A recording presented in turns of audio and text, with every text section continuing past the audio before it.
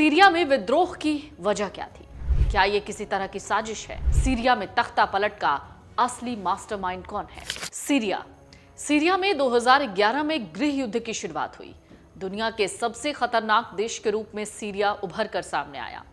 लगातार चल रहे संघर्ष ने सीरिया के अस्पतालों, स्कूलों और सड़कों को पुराने जमाने के खंडहर में बदल दिया।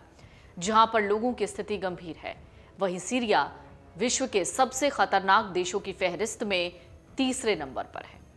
सीरिया की राजधानी दमिश्क में विद्रोहियों के घुसने और राष्ट्रपति बशर अल असद के देश छोड़कर भागने संबंधी दावों के बीच सरकार गिरने के साथ ही असद परिवार के 50 साल के शासन का रविवार तड़के अप्रत्याशित अंत हो गया और लोगों ने सड़कों पर उतरकर जश्न मनाया। आपको इस विद्रोह का पूरा इतिहास बताते हैं। ये बात साल 2011 की है, जब फरवरी सीरिया में विद्रोह की शुरुआत हुई। 15 मार्च 2011 को लोगों ने राष्ट्रपति बशर अल असद के खिलाफ विरोध प्रदर्शन किया था। यह विरोध प्रदर्शन अरब जगत के विस्तृत विद्रोह का एक हिस्सा था। इसके ठीक 10 दिन के बाद विद्रोह इतना बढ़ा कि 25 मार्च 2011 को सीरिया की सेना ने विद्रोहियों पर गोली चलाई। इसी के अगले साल 2012 में विद्रोह प्रदर्शनों ने गृह युद्ध का रूप लिया। सीरियाई सरकार और विपक्षी समूहों के बीच युद्ध शुरू हुआ। यह इस कदर बढ़ा कि 2014 में अंतर्राष्ट्रीय हस्तक्षेप होने लगा। संयुक्त राज्य अमेरिका ने ISIL के खिलाफ हवाई हमले शुरू किए। फिर साल 2015 में रूस ने सीरियाई सरकार का समर्थन करने के लिए हवाई हमले शुरू किए। आपको सिलसिलेवार तरीके से ये बताते हैं कि कब और कैसे हालात ऐसे बन गए।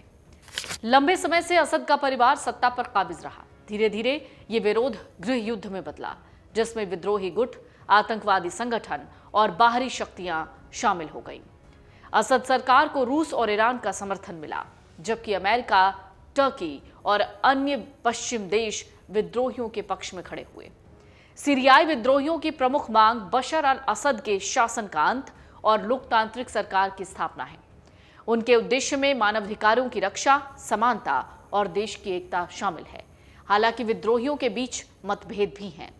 कुछ गुट इस्लामी शासन स्थापित करना चाहते हैं, जबकि कुछ लोकतांत्रिक व्यवस्था के पक्षधर हैं। प्रमुख गुटों में हयात तहरीर अल शाम सीरियन नेशनल आर्मी और आहवार अल शाम शामिल हैं। ये गुट अपने बाहरी समर्थकों पर निर्भर हैं, जिससे संकट और जटिल हो गया है। कुछ प्रमुख विद्रोही गुट भी हैं। हयात तहरीर अल शाम HTS, ये गुट अल-कायदा से जुड़ा हुआ माना जाता है और सीरिया में सबसे शक्तिशाली विद्रोही गुटों में से एक है।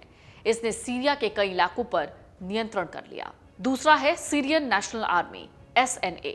तुर्की का समर्थन प्राप्त ये गुट सीरियाई विपक्ष का एक मजबूत समूह है। इसे विभिन्न छोटे गुटों का समर्थन प्राप्त है। तीसरा है आहवार अल शाम। ये एक इस्लाम विद्रोही गुट है जो सीरिया में सक्रिय है।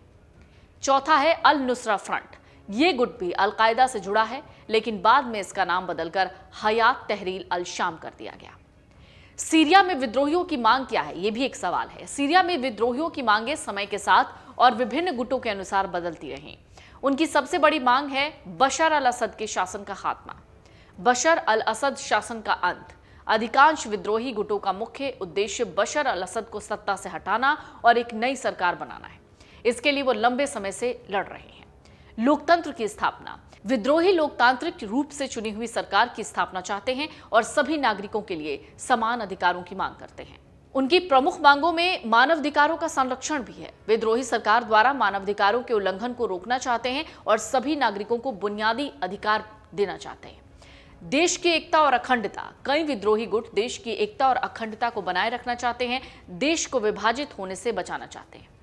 कुछ धार्मिक गुट इस्लामी शासन की स्थापना चाहते हैं और देश को इस्लामी कानून के अनुसार चलाना चाहते हैं।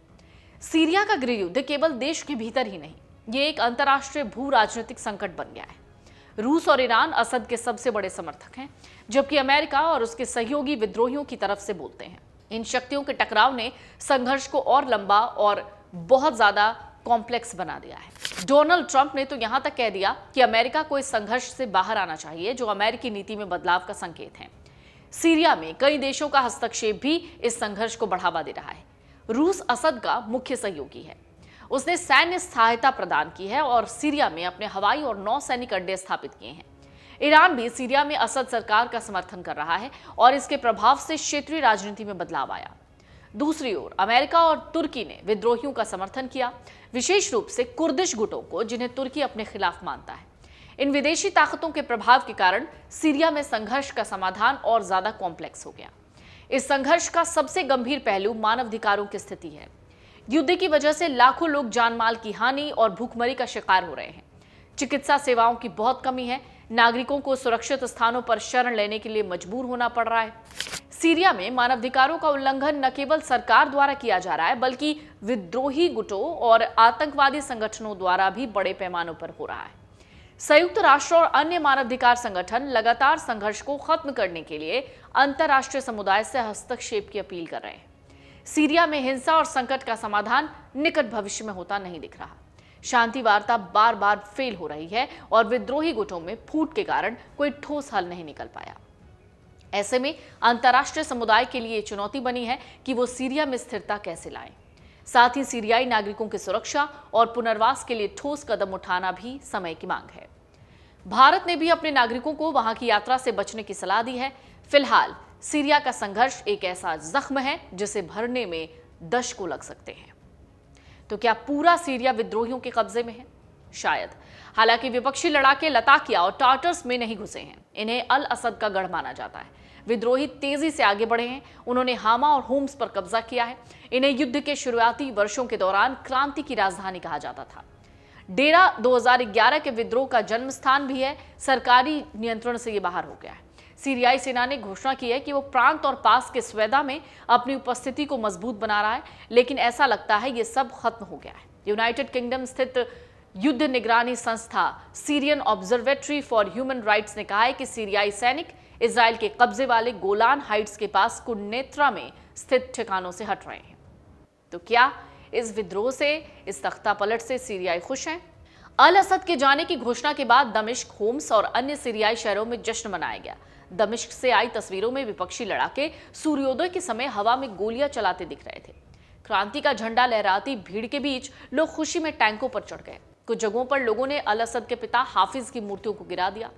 मस्जिदों में एक साथ प्रार्थना करने और सार्वजनिक चौकों पर जश्न मनाने की तस्वीरें सामने आई। भीड़ इकट्ठा दिखी। असद विरोधी नारे लगाए गए, कार के हॉर्न बजाए गए। तो अब सीरिया में आगे क्या होगा? सीरिया में क्या होगा देखना बाकी है। विश्लेषक तो कहते हैं कि सीरिया के लिए बहुत संभावनाएं हैं, ठीक वैसे ही जैसे विभिन्न दलों के सहयोग न करने पर कई संभावित नुकसान हो सकते हैं। अल जलाली ने एक वीडियो बयान में कहा कि उनका मंत्रिमंडल विपक्ष की ओर अपना हाथ बढ़ाने और इसके कार्यों को एक संक्रमणकालीन सरकार को सौंपने के लिए तैयार है। अल जलाली ने अपने फेसबुक अकाउंट पर प्रसारित भाषण में कहा, यह देश एक सामान्य देश हो सकता है जो अपने पड़ोसियों और दुनिया के साथ अच्छे संबंध बनाता है, लेकिन यह मुद्दा सीरियाई लोगों द्वारा चुने गए किसी भी नेतृत्व पर निर्भर है। एचटीएस के नेता अल जुलानी ने सोशल मीडिया पर एक बयान में कहा कि सार्वजनिक संस्थान तब तक प्रधानमंत्री की निगरानी में रहेंगे जब तक उन्हें आधिकारिक रूप से सौंप नहीं दिया जाता। अगर आप ये वीडियो YouTube पर देख रहे हैं तो हमारे चैनल को सब्सक्राइब कर बेल आइकन दबाएं और Facebook पर देख रहे हैं तो हमारे पेज को लाइक करें। 8 मिलियन प्लस सब्सक्राइबर, आपके इस भरोसे के लिए बहुत धन्यवाद।